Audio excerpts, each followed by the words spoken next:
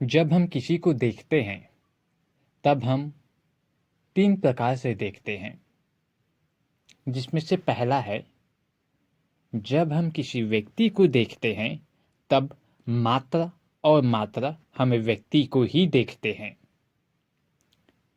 और जब हम व्यक्ति को देखते हैं तब ऐसी परिस्थिति में हमारी प्रतिक्रिया या फिर हमारे मन में जो विचार आता है वो कुछ ऐसा होता है, जाने दो, उसका कर्म है, वो समझेगा। यदि उसने कुछ गलत किया है या फिर वो कार्य कर रहा है जो नहीं करना चाहिए, तो इन सभी का फल उसे समय के साथ मिल जाएगा। भगवान उन्हें उनके कर्मों का फल अवश्य देगा।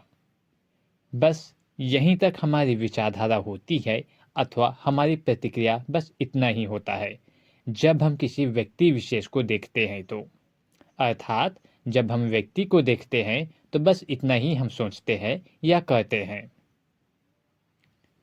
और एक दूसरा तरीका से होता है जब हम व्यक्ति को देखते हैं, अर्थात पहला तो हो गया व्यक्ति को देखना, अब दूसरा आता है उस व्यक्ति में हम संबंध को देखते हैं।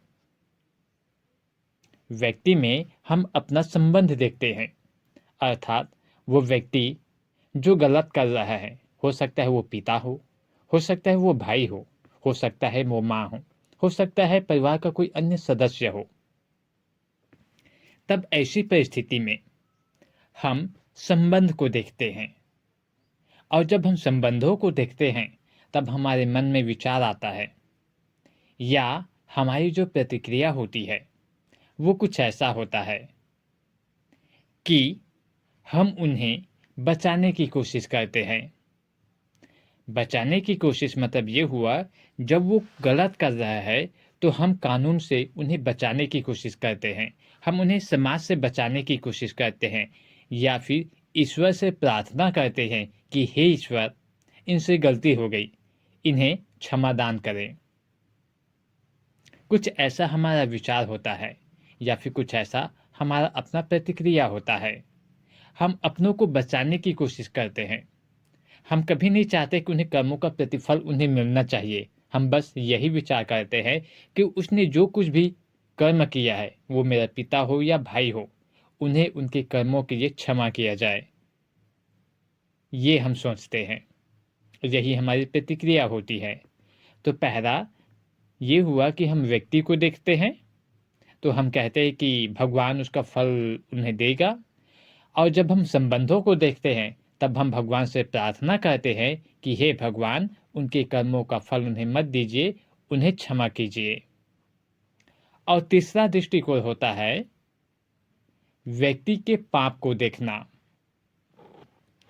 जब हम संबंध को नहीं देखते, जब हम व्यक्ति को नहीं देखते, जब हम केवल और केवल पाप को देखते हैं, तब हम उनके पाप को हटाने की कोशिश करते हैं या पाप रहित, पापों से मुक्त करने का प्रयास करते हैं।